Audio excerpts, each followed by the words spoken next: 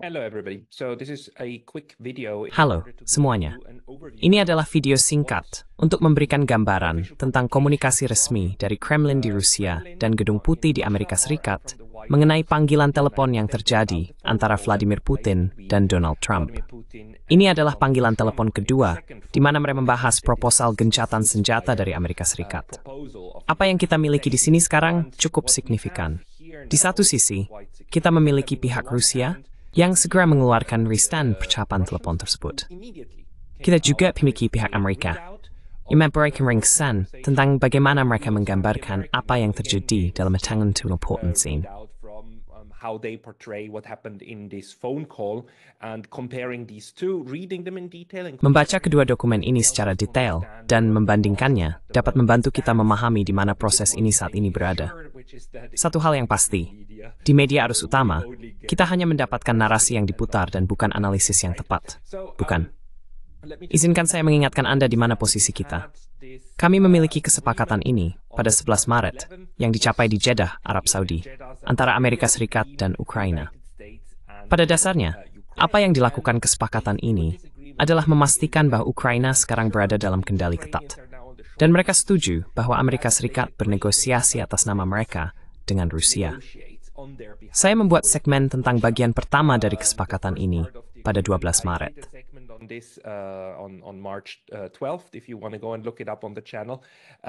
Jika Anda ingin mencarinya di saluran tersebut, Anda akan menemukan penilaian saya yang terperinci tentang hal ini di sana.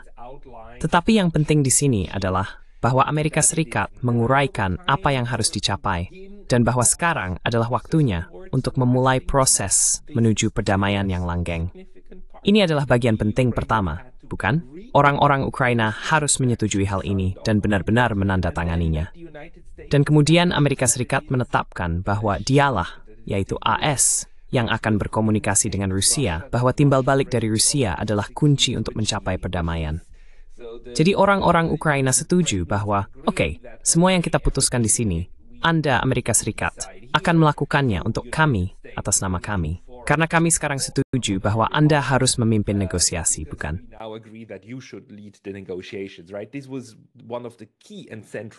Ini adalah salah satu poin kunci dan sentral dari maraton negosiasi 8 jam di Jeddah, untuk memaksa Ukraina hingga mereka setuju bahwa, oke, AS yang melakukan negosiasi ini.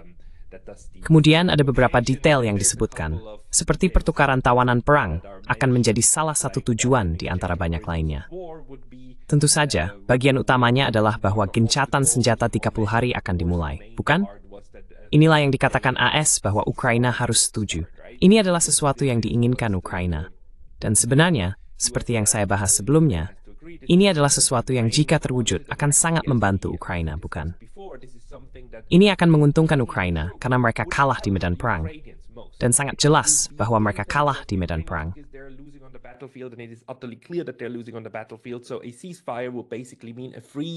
Jadi, gencatan senjata pada dasarnya akan berarti pembekuan di medan perang, yang akan baik untuk Ukraina. Tetapi inilah alasan utama mengapa orang-orang di saluran ini dan sebagainya mengatakan bahwa Rusia tidak akan pernah setuju dengan ini. Juga, karena Rusia mengatakan mereka tidak akan setuju dengan gencatan senjata, bukan? Jadi pertanyaannya kemudian adalah, apa yang akan keluar dari Kremlin tentang ini? Saya juga ingin menunjukkan lagi bahwa dalam perjanjian Jeddah antara Ukraina dan Amerika Serikat, telah ditetapkan bahwa Amerika Serikat berkomitmen untuk membahas proposal spesifik ini dengan perwakilan Rusia. Sekali lagi, Amerika Serikat yang memimpin. Delegasi Ukraina menegaskan kembali bahwa mitra Eropa harus terlibat dalam proses perdamaian. Meskipun ini terdengar seolah-olah Eropa akan terlibat, yang dimaksud adalah bahwa Eropa dikecualikan.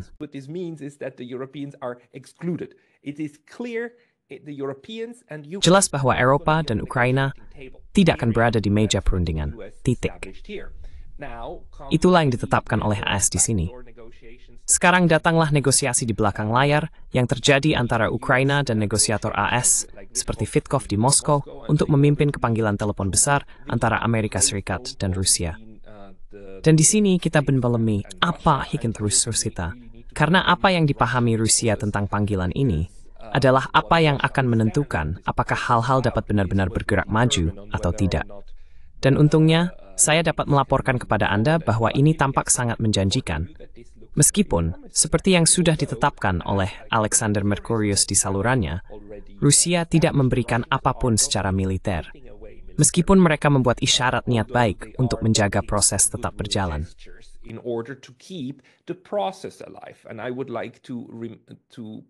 Dan saya ingin menekankan hal ini.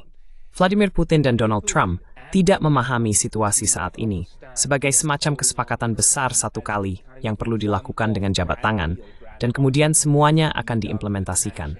Itu bukan yang sedang terjadi. Yang sedang terjadi adalah sebuah proses perdamaian, dan proses ini memerlukan waktu. Dan inilah yang paling diminati oleh kedua pemimpin di Kremlin dan Gedung Putih. Jadi sekarang, mari kita baca interpretasi atau gambaran Kremlin tentang panggilan tersebut terlebih dahulu.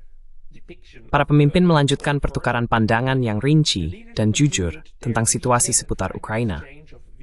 Vladimir Putin menyampaikan terima kasih kepada Donald Trump atas usahanya untuk mencapai tujuan mulia, mengakhiri permusuhan, dan hilangnya nyawa.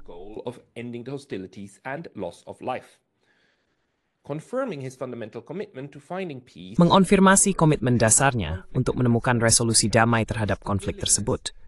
Presiden Rusia menyatakan kesediaannya untuk secara menyeluruh mengerjakan solusi-solusi yang mungkin dalam kerjasama dengan mitra Amerika yang bertujuan mencapai penyelesaian yang komprehensif, andal, dan tahan lama, serta secara alami mempertimbangkan kebutuhan penting untuk menghilangkan akar penyebab krisis, serta kepentingan keamanan sah Rusia. Jadi, apa yang dikatakan Rusia kepada kita di sini adalah bahwa dalam skema besar, mengenai kemana pihak-pihak ingin pergi, Rusia menafsirkan bahwa Amerika berada di pihak mereka, bahwa mereka tujuan wutir yang sama.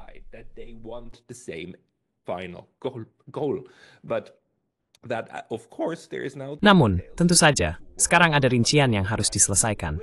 Tetapi dalam skema besar, kita berada di halaman yang sama. Itulah yang dikatakan Rusia kepada kita di sini. Sekarang, bagian penting mengenai proposal Presiden S untuk menyatakan gencatan senjata 30 hari. Pihak Rusia menguraikan sejumlah poin penting mengenai memastikan kontrol efektif atas kemungkinan gencatan senjata di sepanjang garis depan, serta perlunya menghentikan mobilisasi paksa di Ukraina dan mempersenjatai kembali angkatan bersenjata Ukraina. Ini tentu saja sangat signifikan, karena ini adalah komponen kunci dari apa yang diinginkan Rusia terjadi secara militer, dan sebagai bentuk kesepakatan dengan AS dan secara ekstensi dengan NATO untuk bergerak menuju gencatan senjata yang komprehensif.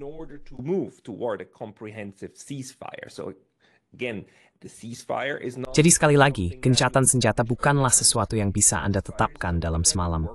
Gencatan senjata adalah sesuatu yang Anda upayakan. Dan sekarang kita masuk ke isu teknis paling penting, isu praktis yang ingin dilihat oleh Rusia terjadi. Dicatat bahwa ada risiko serius terkait ketidakmampuan rezim Kiev yang berulang kali menyabotase dan melanggar perjanjian yang telah dinegosiasikan. Penekanan diberikan pada tindakan terorisme barbar yang dilakukan oleh militan Ukraina terhadap warga sipil yang tinggal di wilayah Kursk. Jadi di sini, kita memiliki Rusia yang memberitahu kita bahwa mereka memberitahu Amerika bahwa mereka tidak mempercayai rezim Kiev, bahwa mereka tidak mempercayai Tuan Zelensky, dan bahwa banyak perhatian harus diberikan dalam penanganan Ukraina oleh Amerika Serikat, bukan?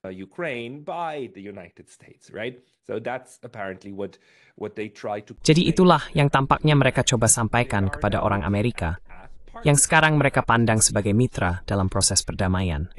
Ditekankan bahwa penghentian total pemberian bantuan militer asing dan intelijen kepada Kiev harus menjadi syarat utama untuk mencegah eskalasi konflik dan membuat kemajuan menuju resolusi ini melalui cara politik dan diplomatik. Jadi inilah yang kita miliki. Ini adalah orang Rusia yang memberitahu kita apa yang mereka inginkan sebagai imbalan untuk menerapkan gencatan senjata yang tepat. Penghentian bantuan militer dan intelijen, yang tentu saja persis seperti yang diputuskan Donald Trump dalam Jeddah, atau yang diputuskan AS dalam perjanjian Jeddah dengan Ukraina untuk memulai kembali, bukan? Ukraine to restart. Right here, it was declared that. Di sini dinyatakan bahwa penghentian sementara berbagi intelijen dan bantuan militer ke Ukraina akan segera dicabut. Jadi AS pada dasarnya memulai kembali bantuan militer. Dan sekarang kita tahu alasannya. Karena bantuan militer dan intelijen adalah beberapa alat tawar-menawar yang dibawa AS ke meja perundingan dengan Rusia. Fakta bahwa mereka menghentikannya sebelumnya menunjukkan kepada Rusia bahwa mereka mampu dan bersedia dalam keadaan tertentu untuk menahan dukungan tersebut. Ini sekarang menjadi salah satu alat tawar-menawar AS. Dan Rusia mengakui hal itu dan mengatakan, lihat, kita perlu bekerja menuju tian bantuan militer sementara kita bekerja menuju gencatan senjata yang kita inginkan. While we work toward then getting to the ceasefire where we want. So we now see the outlines. Jadi sekarang kita melihat garis besar bagaimana negosiasi ini akan dipersempit, bukan? Ini akan terjadi melalui pembatasan dukungan di satu sisi sebagai imbalan untuk semakin banyaknya gencatan senjata. Dan saya akan kembali ke hal ini sebentar lagi. Tapi mari kita lanjutkan membaca. Mengacu pada permohonan terbaru Donald Trump untuk menyelamatkan nyawa prajurit Ukraina yang dikepung di wilayah Kursk, Vladimir Putin mengonfirmasi bahwa pihak Rusia bersedia menerima motif kemanusiaan dan menjamin bahwa tentara angkatan bersenjata Ukraina akan hidup dan diperlakukan dengan adil sesuai dengan undang-undang Rusia dan hukum internasional jika mereka menyerah.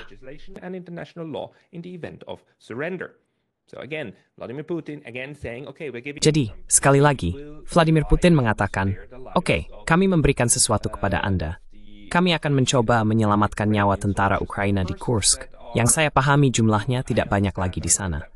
Tetapi mereka yang menyerah akan mendapatkan manfaat dari konvensi Jenewa dan akan diperlakukan sebagai tawanan perang, yang berarti mereka tidak akan dianiaya, diadili, atau dipenjara tanpa batas waktu. Mereka pada dasarnya bisa pergi lagi setelah konflik berakhir. Maksud saya, semua hal ini ada. Jadi Vladimir Putin pada dasarnya memberikan hal lain yang diinginkan Trump, sehingga Donald Trump bisa mengatakan, lihat, kami mencapai cukup banyak. Kami mendapatkan banyak dalam proses ini.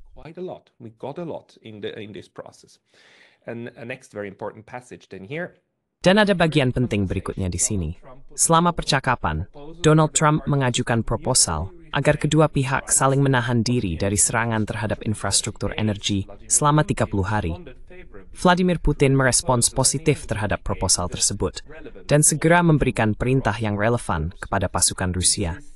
Ini adalah satu lagi kemenangan besar bagi Donald Trump, sesuatu yang bisa dia bawa pulang dan katakan seperti, lihat, kami sekarang mencapai gencatan senjata 30 hari pada serangan udara terhadap infrastruktur energi di kedua belah pihak, yang merupakan langkah pertama untuk kemudian juga memeriksa apakah Ukraina akan mampu memenuhi janjikan ini.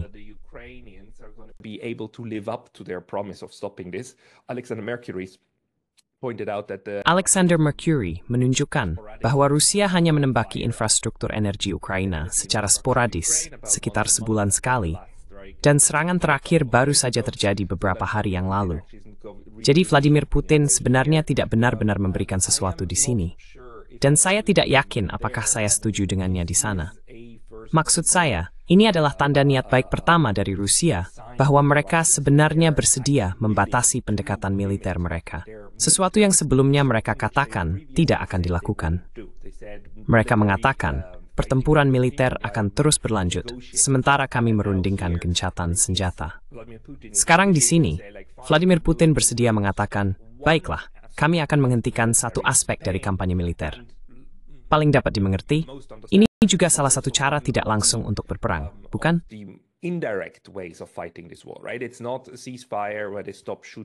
Ini bukan gencatan senjata di mana mereka berhenti menembaki tentara Ukraina. Ini adalah gencatan senjata di mana mereka berhenti menghancurkan infrastruktur, terutama, dan ini penting, infrastruktur yang juga digunakan untuk keperluan sipil. Serangan terhadap infrastruktur ini selalu menjadi situasi yang sangat sensitif bagi Rusia, karena ini adalah infrastruktur sipil. Tentu saja, infrastruktur sipil juga digunakan untuk keperluan militer, antara lain, untuk memproduksi beberapa barang, beberapa peralatan perang yang digunakan di garis depan. Terutama kita tahu bahwa Ukraina memproduksi tentu saja drone, bukan? Perang drone dan banyak infrastruktur energi juga terhubung ke lokasi di mana drone diproduksi, yang baru-baru ini menyerang Moskow, bukan?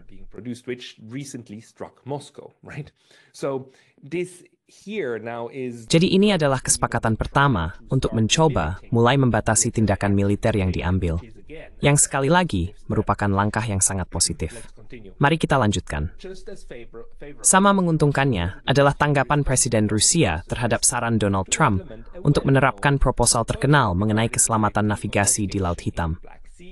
Para pemimpin sepakat untuk memulai pembicaraan guna merumuskan rincian spesifik dari kesepakatan semacam itu. Jadi ini adalah tempat kedua sekarang di mana kita semakin mendekati normalitas. Sehingga di Laut Hitam, Anda tidak akan menggunakan cara militer. Meski Laut Hitam tentu saja adalah tempat di mana sangat sedikit interaksi militer yang sebenarnya terjadi. Jadi sekali lagi, dari perspektif Rusia, ini adalah taruhan rendah.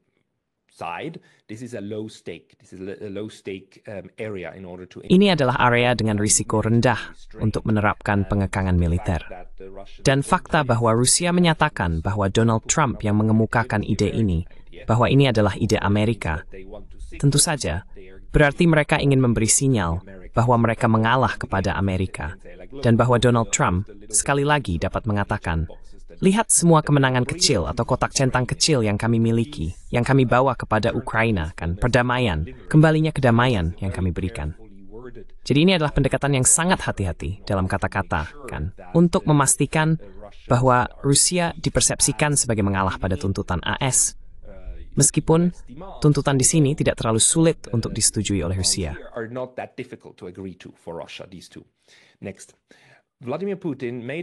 Selanjutnya, Vladimir Putin mengumumkan bahwa pada 19 Maret, pihak Rusia dan Ukraina akan melakukan pertukaran tahanan.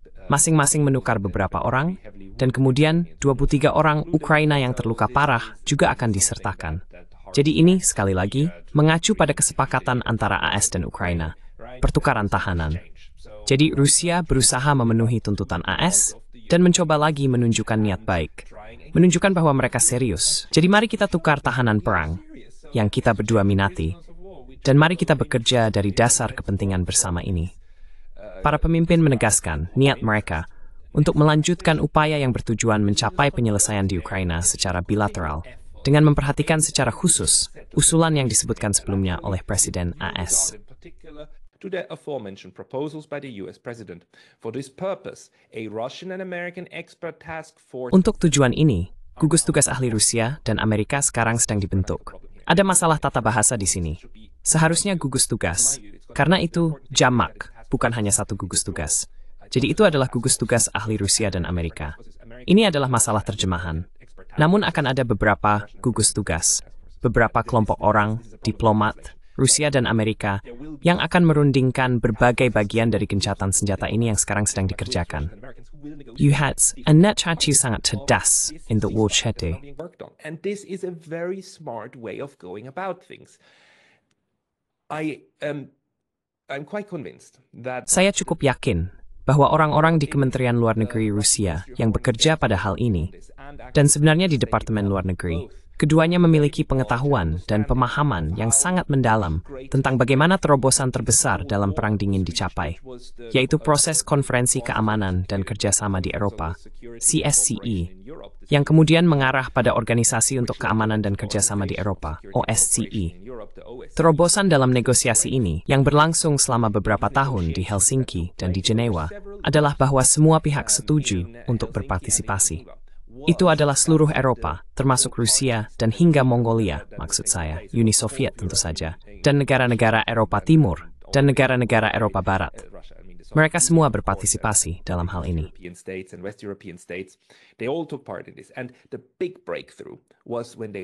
Dan terobosan besar terjadi ketika mereka menyadari bahwa yang harus dilakukan adalah membagi agenda. Anda membuat apa yang sekarang disebut keranjang. Anda membuat keranjang negosiasi, dan Anda memasukkan topik yang berbeda ke dalam keranjang yang berbeda, dan Anda menegosiasikannya secara terpisah. Masalah hak asasi manusia, Anda menegosiasikannya secara terpisah, dari masalah pengendalian senjata, bukan?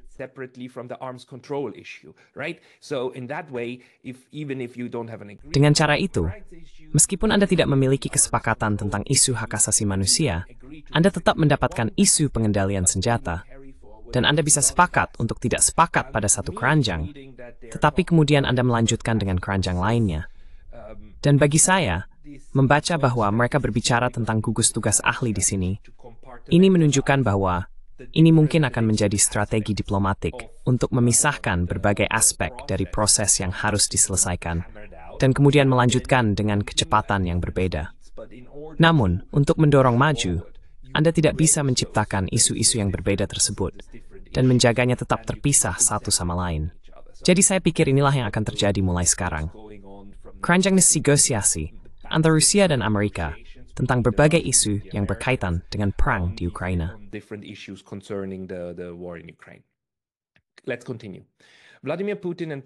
Mari kita lanjutkan. Vladimir Putin dan Donald Trump juga membahas beberapa isu internasional lainnya, termasuk situasi di Timur Tengah dan wilayah Laut Merah.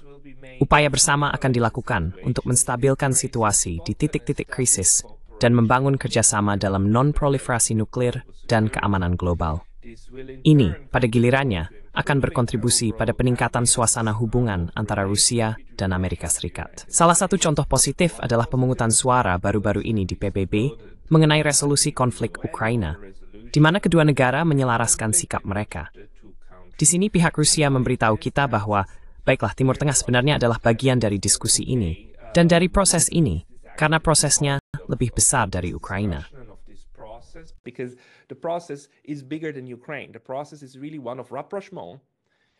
Proses ini sebenarnya adalah salah satu dari pendekatan normalisasi hubungan antara Rusia dan Amerika Serikat. Dan dalam proses normalisasi dan pendekatan itu, Ukraina adalah salah satu isu. Namun, ada isu lain. Dan jelas, ini mungkin adalah poin pembicaraan AS, atau sesuatu yang dibawa oleh AS. Timur Tengah penting bagi mereka. Dan tentu saja pertanyaan tentang Iran. Dan harus dicatat, Anda tahu, Rusia sekarang memiliki pengaruh kunci dengan perjanjian keamanannya dengan Iran untuk menekan Iran agar menyetujui beberapa bentuk perjanjian pengendalian senjata, juga dengan Amerika Serikat. Dan sebenarnya, Anda tahu ya, Rusia memiliki kepentingan untuk memastikan bahwa Iran aman dan tidak akan menjadi korban berikutnya dari Israel atau dibom.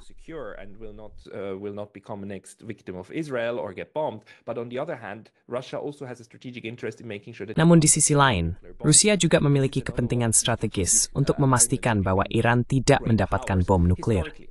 Ini adalah salah satu dari keselarasan strategis antara kekuatan besar secara historis.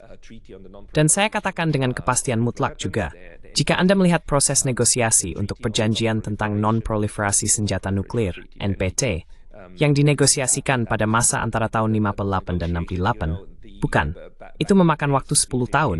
Serta harinya, itu juga merupakan kesepakatan antara PLM, 5 kekuatan nuklir, bersama lain si wasetsa, de kekuatan bom nuklir, bom atom, bukan. The nuclear bomb, the atomic bomb, right? So we have a long history of nuclear. Jadi, kita memiliki sejarah panjang tentang kekuatan nuklir yang berusaha mencegah negara lain mencapai pencegahan nuklir. Dan dalam hal ini, Rusia memiliki insentif kuat untuk bernegosiasi dengan Amerika dan memastikan bahwa Amerika memahami bahwa Rusia akan membantu Iran untuk mempertahankan diri, tetapi juga akan berusaha bekerja sama dengan Amerika untuk memastikan bahwa Iran tidak mendapatkan bom nuklir, yang merupakan salah satu masalah utama bagi Amerika. Jadi sebenarnya, Donald Trump memahami bahwa jalan penyelesaian damai dengan Iran juga melalui Rusia, dan mereka menghubungkan hal ini. Namun lagi, percaya mereka tidak akan menghubungkannya dengan Ukraina.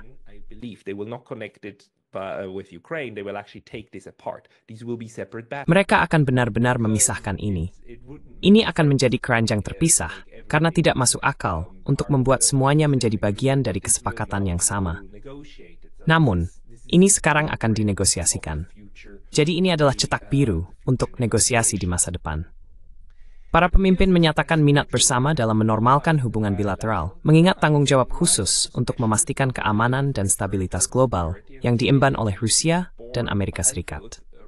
Dalam konteks itu, Mereka membahas berbagai bidang di mana kedua negara dapat menjalin kerjasama, mendiskusikan beberapa ide yang bertujuan untuk mendorong potensi hubungan kepentingan bersama di bidang ekonomi dan energi. In economy and energy. I mean, this is the core. This is it. Ini adalah intinya. Inilah dia. Ini adalah Rusia yang mengatakan Amerika menerima mereka sebagai kekuatan besar lainnya. Bahwa mereka berbagi tanggung jawab di dunia multipolar untuk memajukan perdamaian dan stabilitas. Dan bahwa untuk mencapai tujuan itu, mereka ingin menormalkan hubungan mereka. Mereka ingin memiliki pendekatan, dan mereka ingin menyepakati cara-cara diplomatik agar tidak melakukan penjagaan dunia, tetapi menstabilkan dunia sebenarnya. Jadi ini bersaing sangat sketsa. So this is actually very, very hopeful language. A last very interesting point then follows, which is that Sebuah poin terakhir yang sangat menarik kemudian muncul, yaitu bahwa Donald Trump menyatakan dukungan untuk ide Vladimir Putin untuk mengadakan pertandingan hoki es di Amerika Serikat dan Rusia, antara pemain Rusia dan Amerika dari NHL dan KHL. Ini cukup menarik karena, Anda tahu, dalam hubungan internasional, kita memiliki sub-bidang untuk studi diplomasi. Dan dalam studi diplomasi, ada sub-bidang untuk diplomasi olahraga. Diplomasi olahraga memiliki sejarah panjang. Diplomasi pingpong, diplomasi bola basket. Sekarang kita memiliki diplomasi hoki, es. Anda tahu, tekanan negara akan menggunakan acara senaga dan acara olahraga untuk memberi sinyal satu sama lain bahwa mereka bersedia hubungi sesama masyarakat.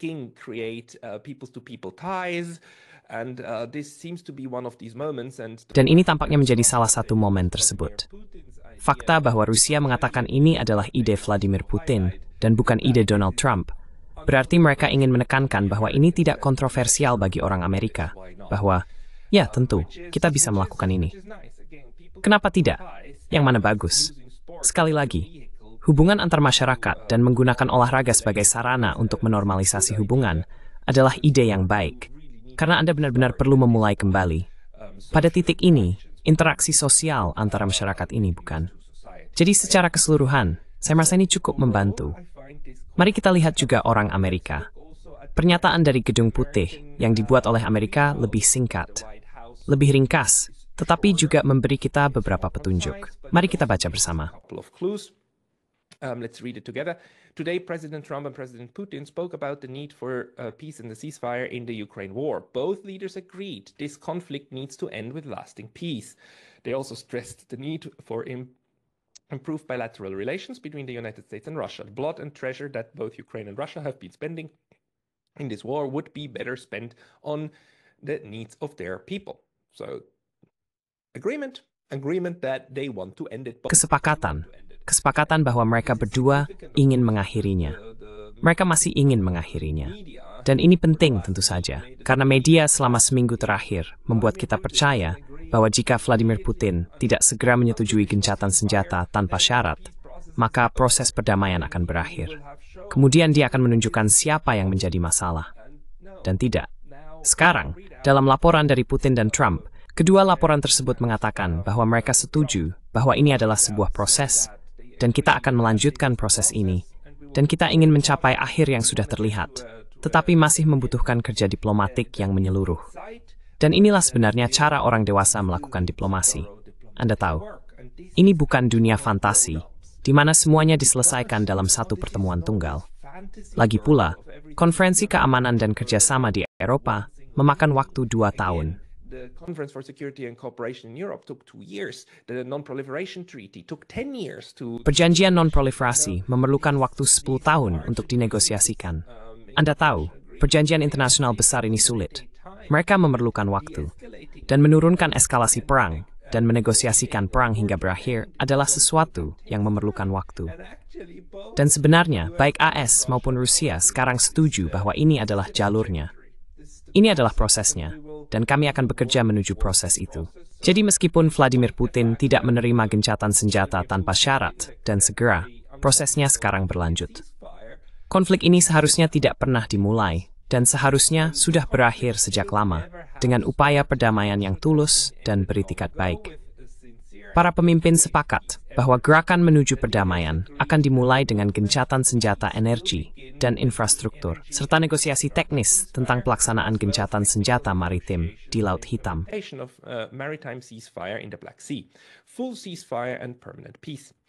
Gencatan senjata penuh dan perdamaian permanen. Saya juga memiliki masalah dalam memahami yang satu ini. Jadi Gedung Putih mengatakan, ya, kami setuju bahwa kami akan memulai dengan gencatan senjata energi dan infrastruktur, dan kemudian negosiasi teknis menuju pelaksanaan gencatan senjata maritim, dan kemudian gencatan senjata penuh. Benar?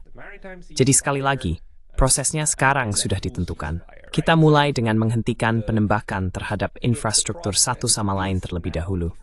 Kami berharap ini berhasil. Kami memeriksa. Ini juga mudah untuk diperiksa, mudah untuk diverifikasi, bukan? Dan kemudian kami menggunakan waktu dan terus bernegosiasi tentang pelaksanaan lebih lanjut. Dan pada dasarnya kami memperluas area gencatan senjata, memperluas area perdamaian sedikit demi sedikit. Negosiasi ini akan segera dimulai di Timur Tengah. These negotiations will begin immediately in the Middle East. Interesting enough, so apparently they're going to go back to. Menariknya, tampaknya mereka akan kembali ke Arab Saudi kan, untuk melanjutkan negosiasi di sana. Itu yang saya tangkap dari ini. Para pemimpin berbicara secara umum tentang Timur Tengah sebagai wilayah dengan potensi kerjasama untuk mencegah konflik di masa depan. Mereka juga membahas perlunya menghentikan proliferasi senjata strategis dan akan berkolaborasi dengan pihak lain untuk memastikan penerapan seluas mungkin. Saya menemukan ini menarik, karena di sini orang Amerika sebenarnya tidak langsung berbicara tentang perang atau senjata nuklir. Sebenarnya, mereka tidak menyebutkan senjata nuklir. Mereka menyebutkan senjata strategis, yang tentu saja merupakan kategori yang lebih luas daripada hanya senjata nuklir.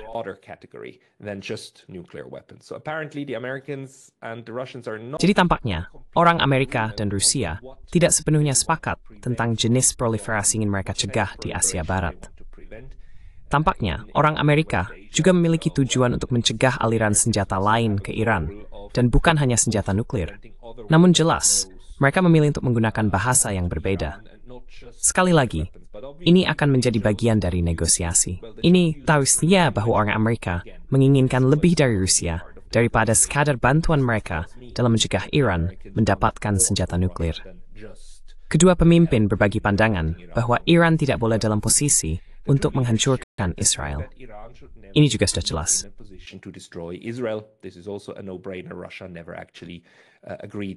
Rusia sebenarnya tidak pernah setuju bahwa Israel harus dihancurkan, atau bahwa Iran harus bisa menghancurkan Israel. Itu bukan intinya. Intinya adalah bahwa Rusia tidak ingin Israel menyerang Iran, dan Iran menjadi tidak stabil, baik dari luar maupun dari dalam. Maksud saya, mereka memiliki kepentingan dalam Iran yang stabil, dan karenanya telah menciptakan perjanjian kerjasama keamanan dengan mereka. Tetapi, tidak pernah ada pembicaraan tentang tujuan menghancurkan Israel. Setidaknya bukan dari pihak Rusia. Jadi paragraf terakhir, kedua pemimpin sepakat bahwa masa depan dengan hubungan bilateral yang lebih baik antara Amerika Serikat dan Rusia memiliki banyak keuntungan. Ini termasuk kesepakatan ekonomi yang besar dan stabilitas geopolitik ketika perdamaian telah tercapai.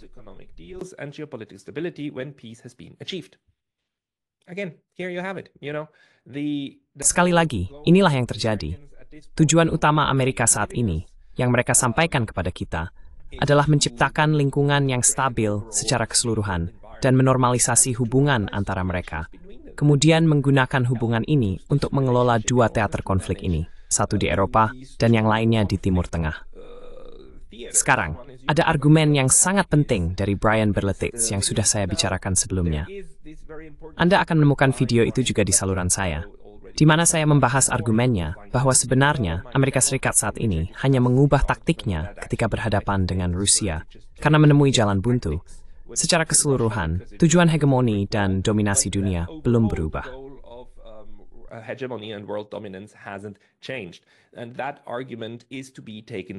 Dan argumen itu harus dianggap sangat serius. Apa yang kita baca di sini, dalam cara dokumen-dokumen ini dirumuskan, memberikan kesan bahwa Amerika Serikat di bawah pemerintahan Trump telah benar-benar menyimpang dari strategi kaum neokonservatif, dan bahwa kita tidak perlu mengharapkan kembalinya strategi tersebut. Tapi mungkin ada kembalinya, bukan? Mungkin ada pemerintahan baru. Ini mungkin masih menjadi bagian dari strategi untuk memancing Rusia agar menahan diri sambil menggunakan waktu untuk mempersenjatai Ukraina dan Israel untuk melakukan dorongan lain di masa depan.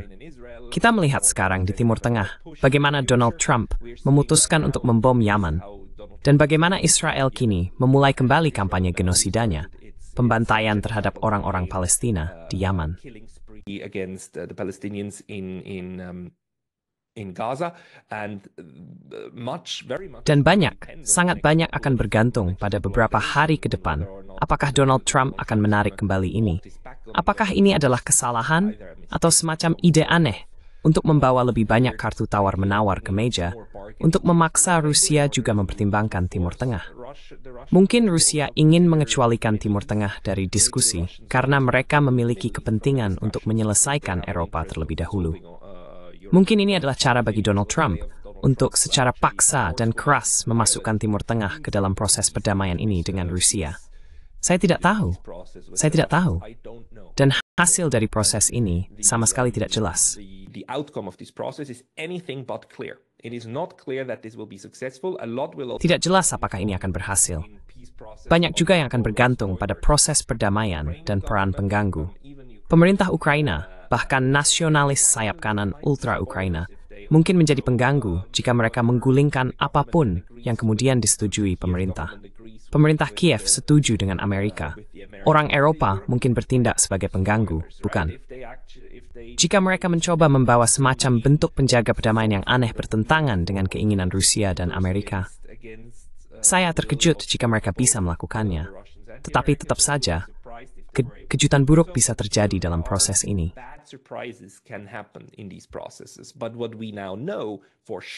Tapi yang sekarang kita ketahui dengan pasti, dan ini adalah bukti terbaru, adalah bahwa baik Vladimir Putin maupun Donald Trump menganggap apa yang terjadi sebagai sebuah proses, dan mereka ingin proses itu berlanjut.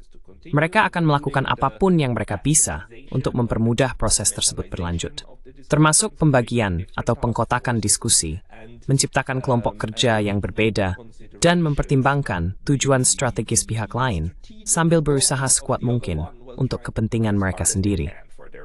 Seperti yang kita lihat, Rusia tidak cukup mudah tertipu untuk diyakinkan agar segera menghentikan semua aksi militer. Di sisi lain, Amerika memahami bahwa Rusia tidak akan menghentikan semua aksi militer, dan mereka puas dengan keberhasilan parsial, bukan?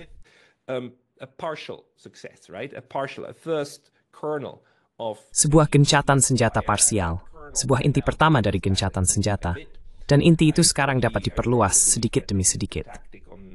Saya sangat percaya bahwa ini adalah taktik atau strategi di kedua belah pihak, dan bahwa sekarang untuk pertama kalinya kita memiliki situasi di mana kepentingan strategis besar dari Moskow dan Washington sebenarnya bertepatan.